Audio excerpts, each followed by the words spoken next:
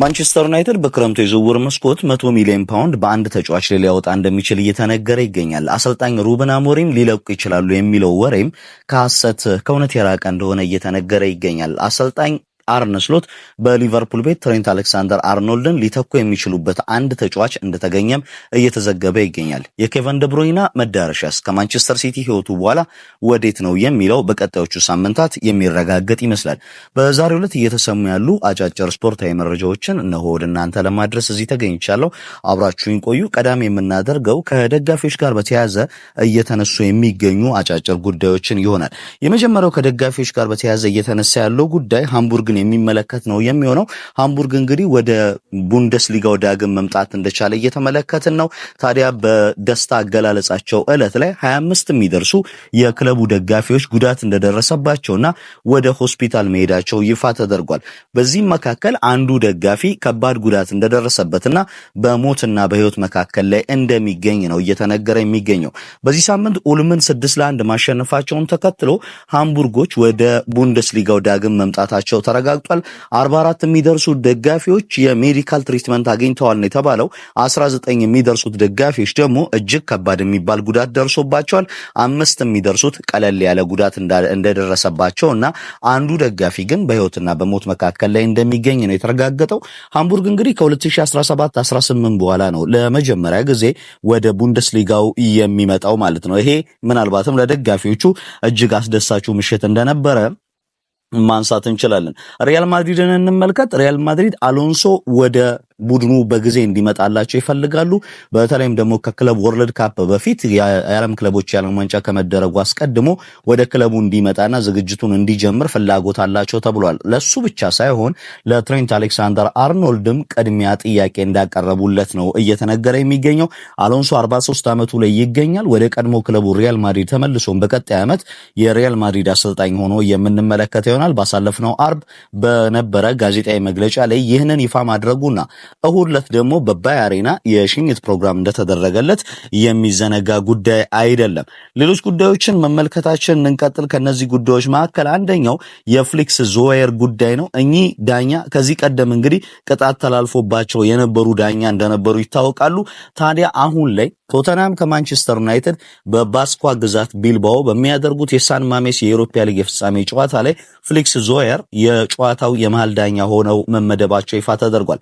ከዚህ ቀደም በፈረንጆቹ አቆጣጠር 2006 ላይ ፍሊክስ ዞየር አሁን 43 ዓመታቸው ላይ ይገኛሉ። የጨዋታ ማጭበርበር ቅሌት ውስጥ መሳተፋቸው የሚዘነጋ አይደለም።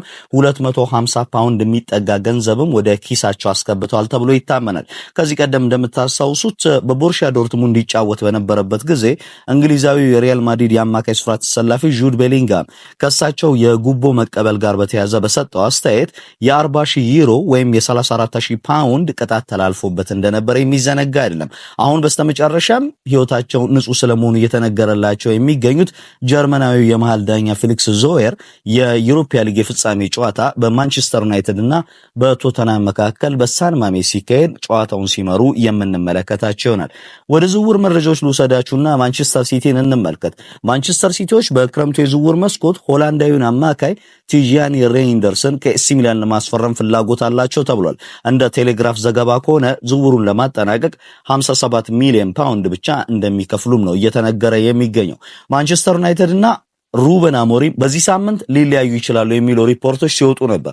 ነገር ግን ቶክ ስፖርት ዳቪድ ኦርነስቴንን ዋቢ በማድረግ በወጣው መረጃ መሰረት ማንቸስተር ዩናይትድ ላይ ያሉ ኃላፊዎቹ በምንም ምክንያት ሩበን አሞሪምን በዚህ ሰዓት መልቀቅ እንደማይፈልጉ እየተነገረ ይገኛል።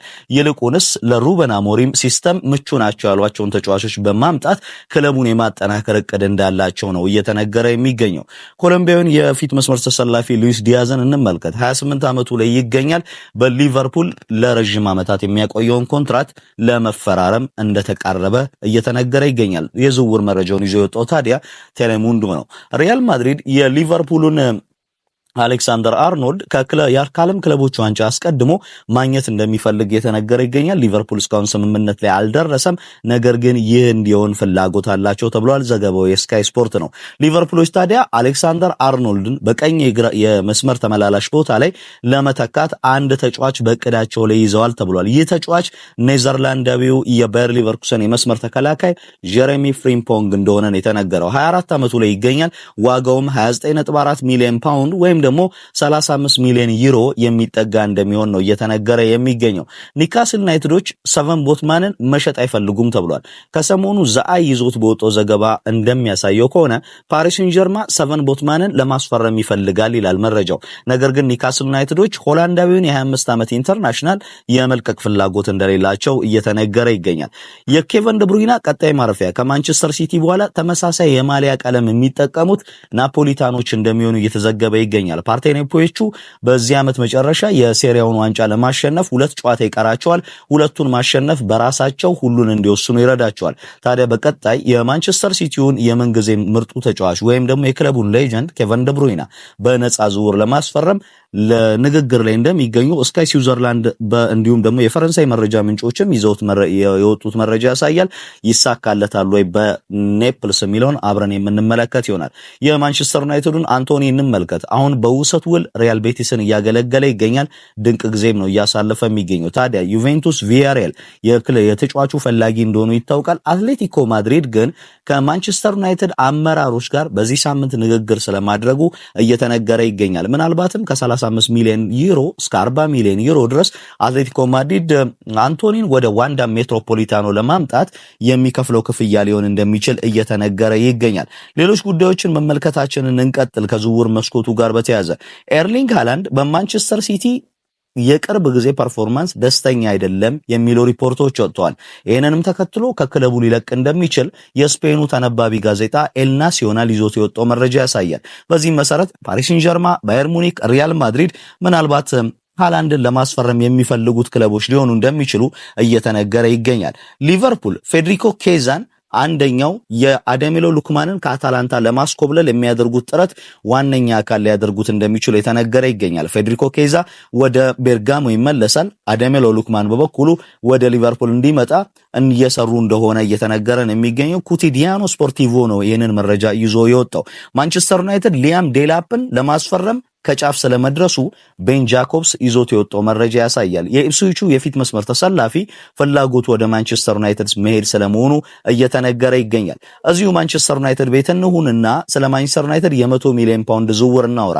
ማንቸስተር ዩናይትድ 100 ሚሊዮን ፓውንድ ወይም ደግሞ 84.4 ሚሊዮን ዩሮ የሚጠጋ ገንዘብ በማውጣት የኒካስሉን የመሃል ሜዳ ተጫዋች ሳንድሮ ቶናሊን ለማስፈረም ፍላጎት አለው ተብሏል። ይህ የሚሆነው ግን ወደ አውሮፓ ሻምፒዮንስ ሊግ የሚያሳትፋቸውን ትኬት ከቆረጡ ብቻ እንደሆነ ነው የተነገረው። ኮሬሮ ዴሎ ስፖርት ደግሞ የዘገባው ባለቤት ነው።